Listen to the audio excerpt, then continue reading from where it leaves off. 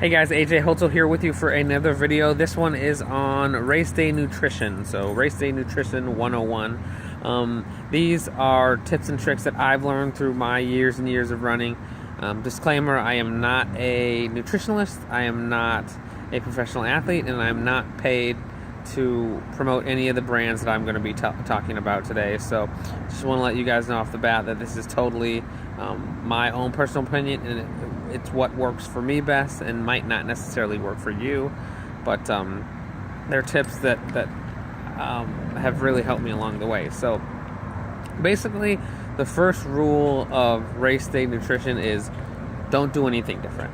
So if you're training with power bar gels, if you're training with glucose gels, if you're training with goo, if you're training with Stroop waffles, whatever you're training with, race with that.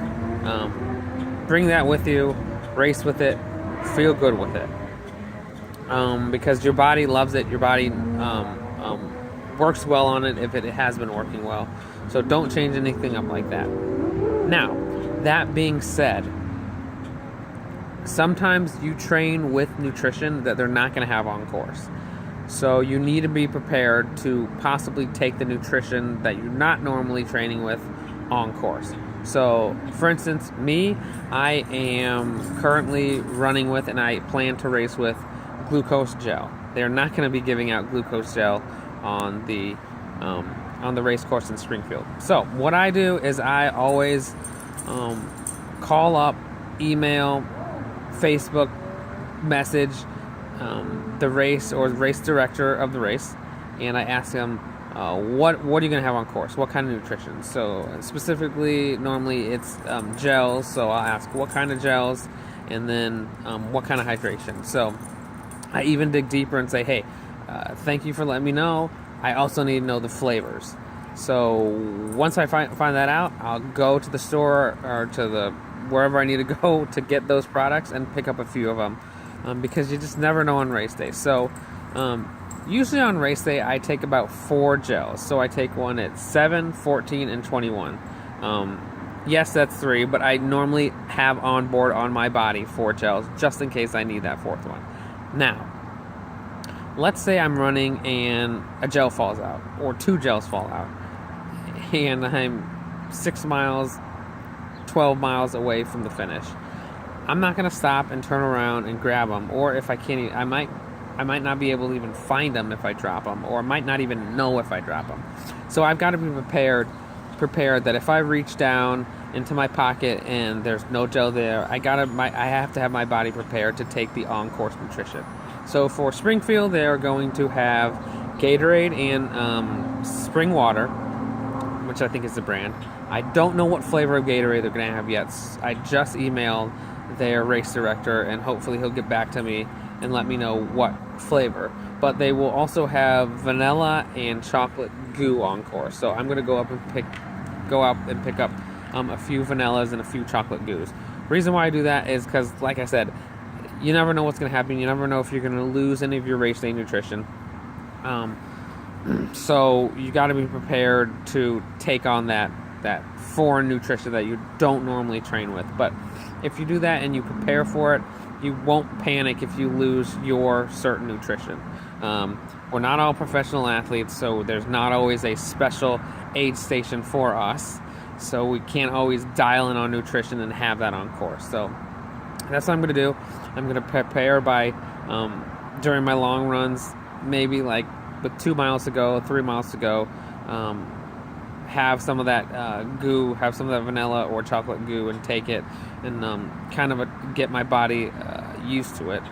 Same thing with Gatorade. I'll probably go out and buy some Gatorade. I can't stand Gatorade, honestly. It's way too sugary for me. I don't like the taste.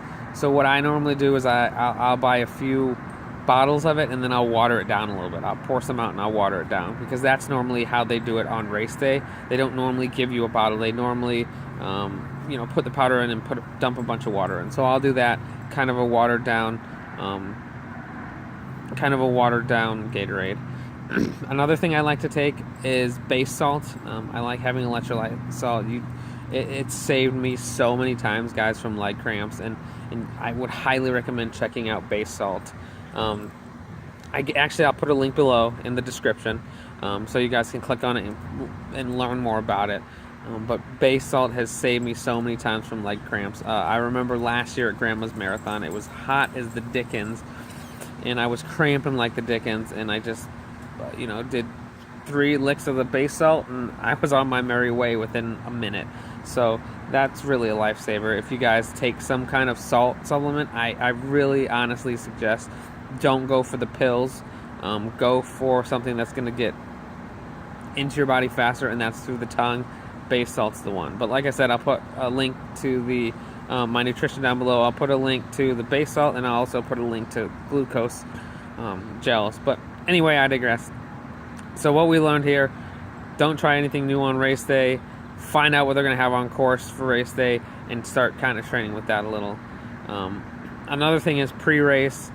I know a lot of people say you got to carb up the night before. Don't carb up the night before. That's just going to make you feel heavy and kind of miserable. What you do is you carb. The best time for great nutrition, to kind of get that nutrition working for your body, is 2 days before.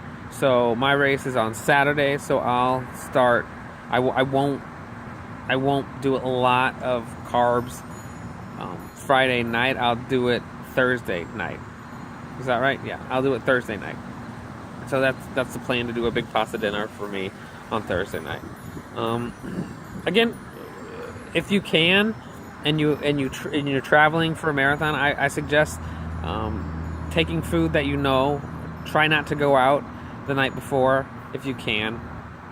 If you can find a place with a nice kitchenette, what I do is just bring what you need. Bring rice, or bring pasta, or whatever you need that you normally digest before a run or a race.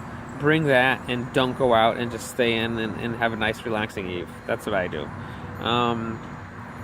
Race morning, for me, it's going to be, I forgot the name of it, but it's in the book Run Fast, Eat Slow, which is an absolutely incredible book for nutrition by Shalane Flanagan, one of the best 10K runners, one of the best distance runners, I guess, in American history, female distance runners in American history. Again, I'll put the link below. But what I'm gonna do, I think it's called a power muffin, but basically it's a bunch of good stuff in a muffin that I'm gonna take pre-run. I'll probably do 1 to 2 of those the morning of, and then, like I said, I'm just gonna take the on-course nutrition. I'm gonna have my 4 glucose gels and my base energy salt, electrolyte salt, and I'll be good to go. Not changing up much. It's not anything revolutionary for me.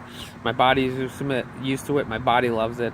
And then I'm not a huge caffeine guy, but I'm gonna be wearing a caffeine patch as well. So sorry if I rambled on. This is about an 8-minute video now, but that's my tips. If you guys have any more questions about nutrition or what I eat post-race or anything like that, I'll be more than happy to share it with you. Thanks for watching, guys, and good luck in your next races. Just remember the simple steps, and you're going to do great. Thanks, guys.